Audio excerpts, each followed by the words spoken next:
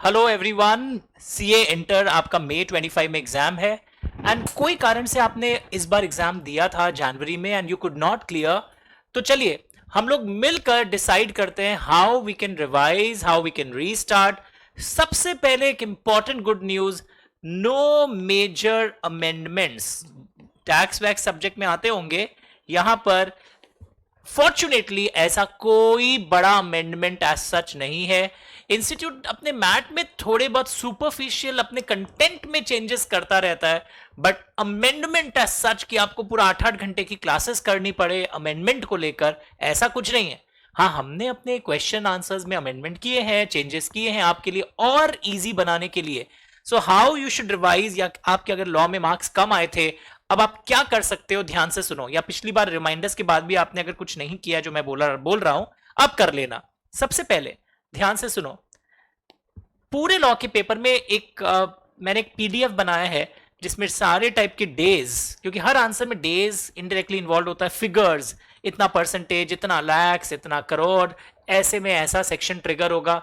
सो days, figures, fines, penalties, इसको लेकर मैंने पूरे सिलेबस की days, figures, fines, penalties compare करते हुए कि कुछ सेक्शंस बहुत सिमिलर होते हैं, तो क्या होता है, आप वो चैप्टर पढ़ते हैं, आपको वो याद रहता है, फिर अगले चैप्टर में आके आप कंफ्यूज हो जाते हैं। बच्चे यही बोलते हैं, सर याद था पर 2 लाख एंड करोड़ में कंफ्यूज हो गया, सर 1% या 5% में कंफ्यूज हो गया, 1% या 10% में कंफ्यूज हो गया। तो इसको दूर करने के लिए मैंने पिछली बार भी बनाया था, मैं इस वीडियो डिस्क्रिप्शन में लिंक में वो लिंक डाल दूंगा, जहां पे आपको days, figures, fines and penalties वाले 2 वीडियोस हैं।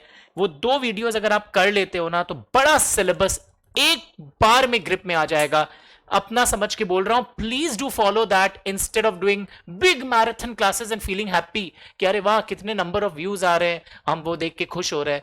यू हैव टू असेस एक बार कि क्या फायदा हो रहा है, what is the key takeaway, आपको क्या आउटपुट मिल रहा है ऐसे रिवीजन वीडियोस देखकर। तो आई एम टेलिंग यू, मैंने ये video from a student perspective ये सोचकर कि अगर मैं कल एग्जाम देने जाऊं तो इन चीजों पर मेरा कमांड होना चाहिए, ये बहुत अच्छे से करोगे आप। ठीक है सर। उसके बाद व्हाट यू शुड डू, आपको 2 चैप्टर्स, 3 चैप्टर्स बहुत अच्छे से करने चाहिए, इनफैक्ट 4 चैप्टर। कौन से वो चैप्टर्स हैं मैं आपको लिख के बता रहा हूं। इंटरप्रिटेशन ऑफ स्टैट्यूट्स, पिछले टर्म में तो इजी क्वेश्चन आए थे, अदरवाइज यहाँ पे थोड़े चैलेंजिंग क्वेश्चंस आते हैं, तो इसके एक एक क्वेश्चन आंसर्स को जो भी मैंने वीडियो में बोला है वो अच्छे से करिए। Next, general clauses act, because ये सब में ना रिवीजन की दरकार होती है, एक बार में वर्ड टू वर्ड लैंग्वेजेस, ये सब चैप्टर्स के आपको रिवाइज नहीं होते हैं। सेकंड रिवीजन में आप थोड़े और बेटर बनते हैं, थर्ड रिवीजन में आप 70% के लायक बनते हैं, फोर्थ रिवीजन में आप 85% के लायक बनते हो, और एग्जाम के एक रात पहले वाले रिवीजन में आप 100% परफेक्शनिस्ट बनते हो। तो these chapters require lot of revision. Third, जो बहुत इज्जत से पढ़ना चाहिए, दैट इज एलएलपी चैप्टर, भर भर के क्वेश्चंस आते हैं। फोर्थ, ये चैप्टर से भी बहुत भर भर के आते हैं, फॉरेन कंपनी। फिफ्थ, अगर कोई मेरे को बोले कौन से चैप्टर पे बहुत अच्छा कमांड होना चाहिए, दैट इज फेमा। सिक्स्थ, अगर मेरे को बोले कि कौन से चैप्टर पे अच्छा कमांड होना चाहिए, दैट इज डिविडेंड। फिर जो अकाउंट्स रिलेटेड सेक्शंस नहीं है, 128 से लेकर 137, फिर इस सीक्वेंस में आप तैयारी शुरू करना। अगर आप रनिंग बैच के भी हो और आपने बहुत पढ़ रखा है, इस सीक्वेंस ऑफ प्रायोरिटी में अपनी पढ़ाई चालू करिएगा। Next which chapter comes, auditors 138 से 148, एंड देन आपके वो जो बाकी सिलेबस में चैप्टर्स हैं, दैट इज योर सेक्शन 1 से 122, इसको करिएगा। इसके अंदर भी मैं अगर आपको बोलूंगा that you should focus upon which chapters, ये जो डेफिनेशंस वाले चैप्टर है ना, जहां से officer in default, related party transactions, promoter का डेफिनेशन, ये सब पर भी आपको कमांड रखना चाहिए। उसके अलावा चेंज ऑफ क्लॉजेस, डिपॉजिट्स, ये सब चैप्टर, शेयर कैपिटल के जो पूरे रेंज है, सारा करना है, पर ये 4 मत छोड़िएगा, क्योंकि डिपॉजिट से every term you get question, exempted deposits, section 73, 76, 76A। But सबसे पहले पॉइंट 1 करिएगा, बिकॉज पॉइंट 1 करने से यू नो व्हाट हैपेंस, एक हेलीकॉप्टर व्यू आपको मिल जाता है कि कहां कहां से अंश क्वेश्चन एग्जाम में आता है। ये चैप्टर्स के रिवीजन आप कैसे कर सकते हो, तो मैंने अपने प्लेलिस्ट में यहाँ पे भी डलवा दूंगा बूस्टर रिवीजन बोलकर, बड़े बड़े चैप्टर्स को यहाँ पर बहुत स्मार्टली मैनेज किया था. You should do that. That will really help you to focus upon varieties of areas. Third strategy बहुत इंपॉर्टेंट है लॉ के पेपर में. What is that? Case study का आपको एक्सपोजर होना चाहिए कि आपने वैरायटीज ऑफ केस स्टडीज देखे हों. लोग सिर्फ वो एरोज एंड चार्ट्स पढ़ के खुश हो जाते हैं, बट केस स्टडी सॉल्व करना एग्जाम में, तो केस स्टडी के लिए आपको एक्सपोजर पहले जरूरी है, आपने देखा हुआ हो. उसके बाद सारा सिलेबस के सारे केस स्टडी लिखने संभव नहीं है, बट जिनकी इंग्लिश खराब है specially they should have written 25 case study और उसके आंसर्स, मतलब केस स्टडी के आंसर्स उन्होंने लिखे हों, so that your writing practice is done and match with the solution printed in the book.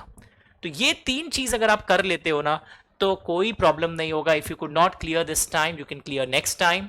तो ये तीन स्ट्रैटेजीज बहुत जरूरी है. And fourth but very important strategy, the चौथा स्ट्रैटेजी इज, मैंने ना एमसीक्यू के वीडियोज कम से कम मेरे 7 क्लास हैं, integrated MCQ case scenario, integrated case scenario and MCQ के वीडियोस मैंने क्लास में सॉल्व करवाए थे. उनको आप फास्टर स्पीड से यूट्यूब में भी डाले हुए हैं, फिर से आपको लिंक डाल दूंगा. एमसीक्यू के वीडियोस आपको देखने चाहिए because that helps you. Exam में ज़्यादा सोचना नहीं पड़ता है, ऐसे रीड किया जाता है. मैंने पूरा क्लास में रीड करके आपको समझाया था, आपको इन्वॉल्व करके सॉल्व किया था. सिर्फ सोल्यूशन देने से आप अकेले में वहां पर घबरा जाओगे. How to save your time, because पिछले टर्म में एमसीक्यूज लोगों को टफ लगे थे. तो एमसीक्यू के वीडियो क्लासेस को देखिए एंड अपने लेवल को ऊपर ले जाइए. एक वीडियो और आएगी डे बिफोर एग्जाम की, वो ऑफकोर्स लास्ट के 7-8 दिनों में आएगी, how you should plan your day. But broadly उसमें भी मैं इन्हीं 4 एस्पेक्ट्स के बारे में फोकस करूंगा.